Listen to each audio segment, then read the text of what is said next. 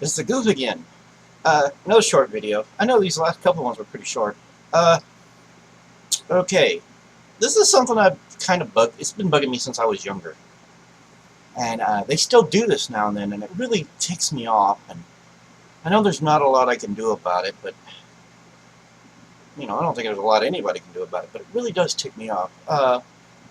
There are games that get released in Japan that we never see the light of day. We find out information on it, and a lot of people get excited for it, but it doesn't make it here. And I think I'm not alone on this. Let's see. Back when I was younger, I loved Phantasy Star. You all know this. I love Phantasy Star. On PS2, there was magazines I read that said, "Oh, we're fixing to release." This is back when I got more excited for video games than I do now. Back when I was younger, I got really excited. There was a lot of stuff to be excited for, in my opinion.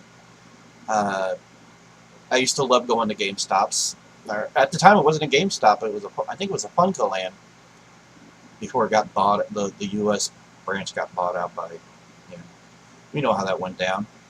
But there was that Phantasy Star Generation 1, Phantasy Star Generation 2. They were for PS2. They were never released here. I hated that. It really angered me. I thought it was just really stupid. And recently there's been some groups of people translating it. You can get the ISO and you can play it. So that's something at least. But back then, it really cooked my goose when I would learn about awesome games and then I'd be like, they're not coming here? Oh! And they still do this to this day. What was that game not long ago? There was a 3DS version of a Dragon Quest game, and I can't remember which one it was. I just remember going, and I wanted to play it so bad. We didn't get it. There was the online Dragon Quest game. Came out for Wii and Wii U. We never got it. We probably won't get it. It's because Americans are iffy about MMOs. And I can't really blame Americans. I mean, I don't mind. Never mind. I'm going to go to another video. I'm going to make another video about that. I've been planning to make a video about that. But just games that get released, that don't get released here, but people get excited for it, and it just never happens. There are some other games. I can't recall them offhand. But if you know what games I'm talking about, yeah, it just really irks me. Thankfully, a lot of games that didn't get released on the Super Nintendo back in the day have got tons of translations. There's a website I like to go to. Where is that website? Let me look really quick. Okay, I'm not going to look. I'm not going to look. I'll look later and mention it in another video. There's a website that translates Super Nintendo games constantly. They don't release the ROM. You have to find the Japanese ROM, or if you have it somehow. But anyways, they just release a patch, basically, and it changes everything to English. But there was a lot of games that didn't get released on the Super Nintendo that I feel should have. There is a game by Squaresoft at the time for the Super Nintendo, and I feel like I'm going to sneeze. Please don't. Oh, that burnt. Oh God, what is in my nose? Oh man, that is annoying, isn't it? Where the heck was I?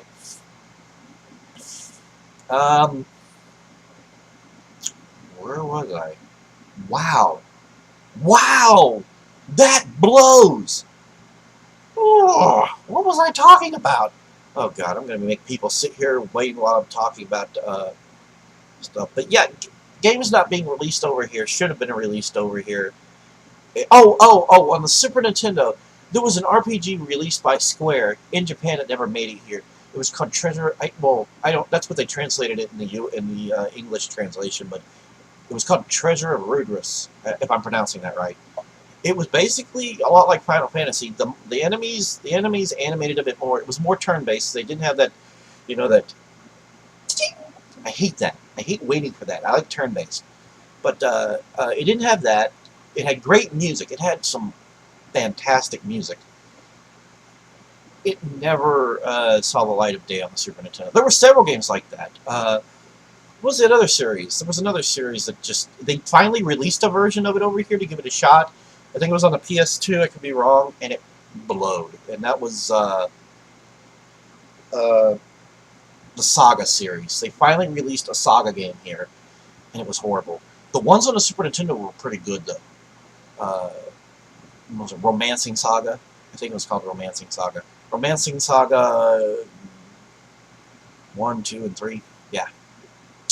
And I think those are getting translations, and those were really good. Then there was an offshoot of it was kind of like a sequel, but it wasn't. If any of you recall a game called The Seventh Saga by Enix, I loved that RPG. It was brutal. It was very difficult, but I loved it.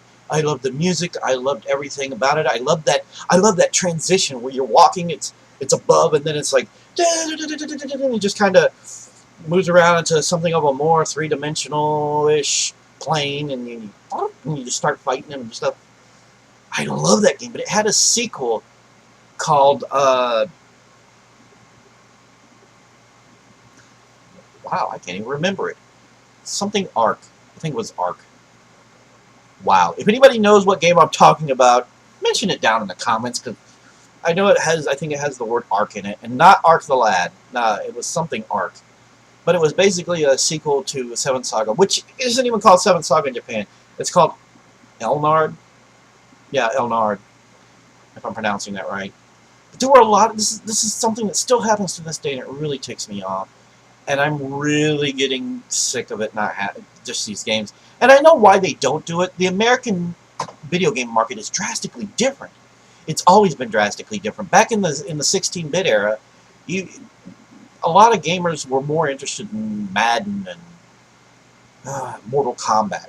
And then eventually that shifted until we have nowadays those same kind of gamers.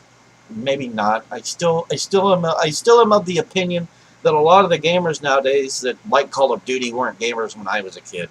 They didn't care until we got realistic. Sorry for the wobble. Camera shaking.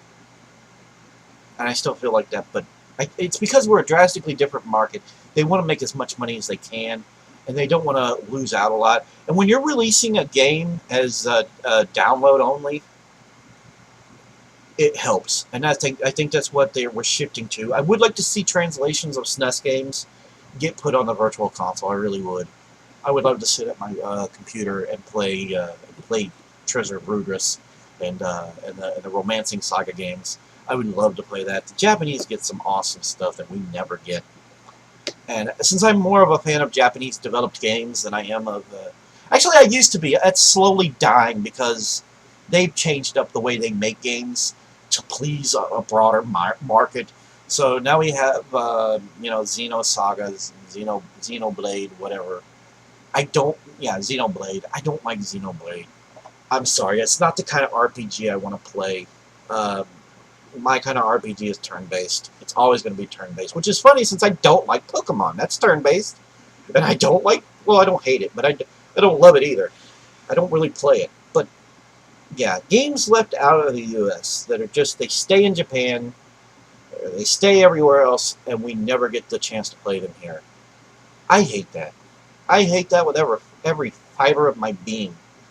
And I just... There's nothing you can do about it, really. But I assume eventually that, you know how we have people now who are finally translating Super Nintendo games that never made it. I figure eventually this thing can be said for games that are being released now. Eventually somebody will make some sort of, I don't know if you consider it illegal or not, but they'll make some kind of translation and they'll release it in the U.S. It won't be any profit to be made on it after that, will there? Alright, 9 minutes is enough. This has been the Goof. Signing out. Sort of. Over and out. I have no idea. Bye.